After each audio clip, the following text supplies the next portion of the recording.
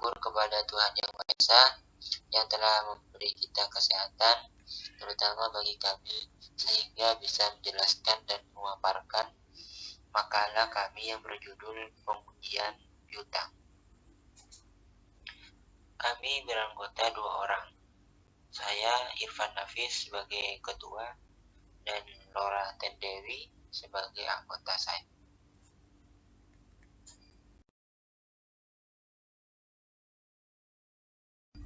Akan dibawakan oleh saya sendiri. Baik, saya akan mulai. Piutang merupakan salah satu unsur dari aktiva lancar dalam neraca perusahaan yang timbul akibat adanya penjualan barang, jasa, atau pemberian kredit terhadap debitur yang membayar pada umumnya diberikan dalam tempo 30 hari sampai dengan 90 hari. Piutang dinyatakan sejumlah tagihan dikurangi dengan taksiran jumlah yang tidak dapat ditagih. Jumlah kotor piutang harus tetap disajikan pada neraca, diikuti dengan penyisihan untuk piutang yang tidak dapat ditagih. Di samping itu, piutang juga mempunyai tujuan dan prosedur pemeriksaan yang dilakukan secara tersendiri.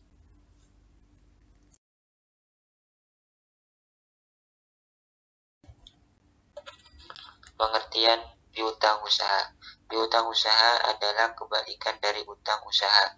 Jika utang usaha adalah posisi kita yang memiliki hutang kepada pihak lain, sedangkan piutang usaha adalah kita yang memberikan pinjaman kepada pihak lain.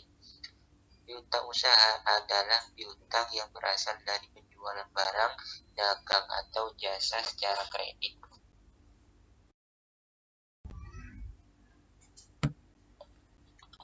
Berikutnya adalah klasifikasi piutang. Piutang dapat diklasifikasikan sebagai berikut. Piutang usaha terdiri dari 2, yaitu piutang dagang dan piutang jasa. Piutang dagang adalah hak atau tagihan dari sebuah perusahaan kepada pihak lainnya yang akan ditagih sesuai dengan waktu yang ditentukan. Sedangkan piutang jasa adalah suatu jumlah pembelian kredit dari pelanggan. Piutang timbul sebagai akibat dari penjualan barang jasa yang biasanya akan tertagih 30-60 hari.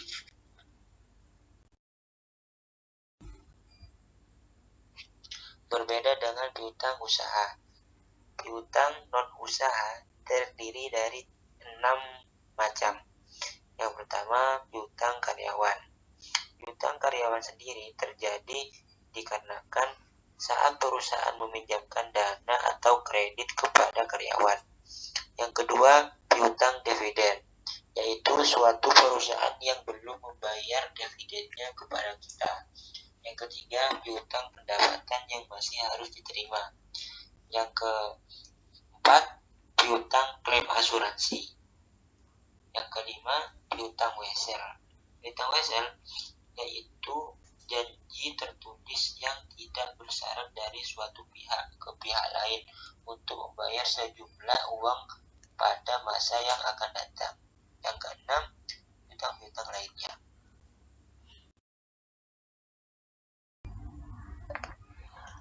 Berikutnya, prinsip akuntansi yang diterima umum untuk penyajian utang pada laporan posisi keuangan.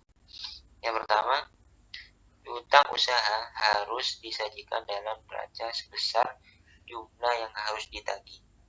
Yang kedua, jika perusahaan tidak membentuk cadangan piutang usaha, maka harus mencantumkan pengungkapannya di neraca bahwa saldo piutang usaha tersebut adalah jumlah bersih. Yang ketiga, jika piutang usaha bersaldo material pada neraca, harus disajikan rincian di neraca atau dibuatkan catatan atas laporan keuangan atau yang sering kita sebut CALK. Yang keempat, piutang usaha yang bersaldo kredit berdasarkan pada kartu piutang pada tanggal neraca disajikan dalam kelompok Yang kelima, jika jumlahnya material, piutang non-usaha harus disajikan terpisah dari piutang usaha. Tujuan audit piutang. Menurut Suskrisno pada tahun 2004, tujuan audit diantaranya 1. Untuk mengetahui apakah terdapat pengendalian intern ataupun internal control yang baik atas piutang dan transaksi penjualan, piutang dan penerimaan kas, di mana internal control ini ialah sebagai suatu proses yang dipengaruhi sumber daya manusia dan sistem teknologi informasi yang dirancang untuk membantu organisasi mencapai suatu tujuan di masa yang akan datang. Nah, berikutnya, untuk memeriksa keabsahan dan keontektikan daripada piutang. Yang ketiga, untuk memeriksa kemungkinan tertagihnya piutang dan cukup tidaknya perkiraan always forget the best ataupun penyisihan piutang tak tertagih.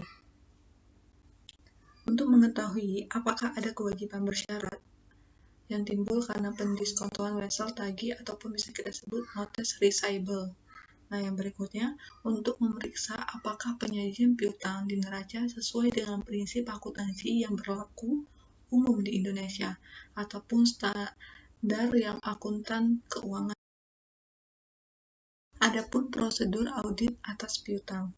Menurut Sukrisno Agus pada tahun 2004, prosedur audit piutang antara lain, yang pertama itu pelajari dievaluasi internal kontrol atas piutang dan transaksi penjualan, piutang dan penerimaan.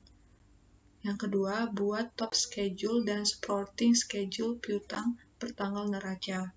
Minta aging schedule dari piutang usaha pertanggal neraca yang antara lain menunjukkan nama pelanggan kita ataupun customer, saldo piutang, umur piutang, dan kalau bisa subsequent collection-nya. Nah, yang berikutnya, periksa mathematical acquire-nya dan cek individual balance ke subledger lalu totalnya ke general ledger. Nah, yang keempat, kita harus tes cek umur piutang dari beberapa customer ke subledger piutang dan sales invoice. Setelah itu, kita akan mengirimkan konfirmasi piutang, di mana dalam mengirimkan konfirmasi piutang ada beberapa langkah juga nih.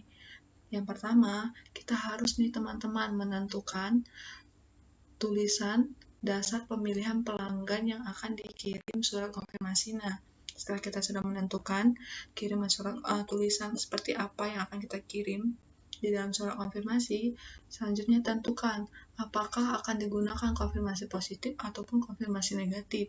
Nah, setelah kita sudah menentukannya, kita akan mencantumkan nomor konfirmasi baik di schedule maupun di surat konfirmasi. Nah, kalau jawaban konfirmasi yang berbeda, harus diberitahukan kepada klien ya, untuk dicari perbedaannya itu ada di mana letaknya. Yang berikutnya, buat ikhtisar. Nah, selanjutnya kita akan disuruh untuk membuat ikhtisar ataupun summary dari hasil konfirmasi yang kita buat. Nah, setelah kita membuat konfirmasi piutang, kita akan periksa subsequential collection dengan memeriksa buku kas dan bukti penerimaan kas untuk penerima kas untuk periode sesudah tanggal neraca sampai mendekati tanggal penyelesaian. Nah, ini pemeriksaannya berupa lapangan ataupun bisa kita sebut tuh audit field work. Perhatikan ya bahwa yang dicatat sebagai subsequential collection-nya itu yang berhubungan dengan penjualan dari periode yang sedang kita periksa. Jangan sampai yang kita teliti ataupun yang kita catat itu berbeda dari periode yang sedang kita periksa. Nah, selanjutnya periksa apakah ada wesel tagih ataupun notice receivable yang didiskontokan untuk mengetahui kemungkinan adanya contingent liability. Nah, selanjutnya juga periksa dasar penentuan always forget the best dan periksa apakah jumlah yang disediakan oleh klien sudah cukup, dalam arti tidak terlalu besar dan tidak terlalu kecil ya.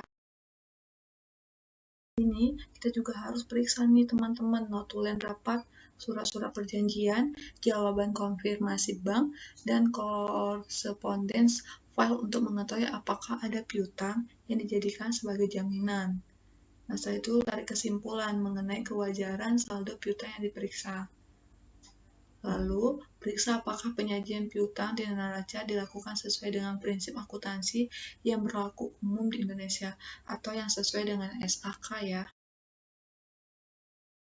Dari yang tadi kita baca dan kita simak, bisa kita tarik kesimpulannya bahwa tujuan audit piutang itu ialah untuk mengetahui apakah terdapat pengendalian intern ataupun internal control, di mana tadi kita sudah tahu bahwa internal control itu ialah sebagai suatu proses yang dipengaruhi sumber daya manusia dan sistem teknologi informasi yang dirancang untuk membantu organisasi mencapai suatu tujuan yang dia inginkan di masa yang akan datang.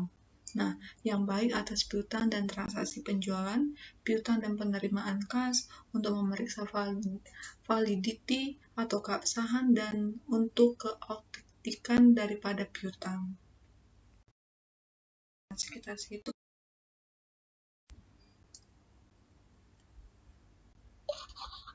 Sekian dari penjelasan kami kelompok 2.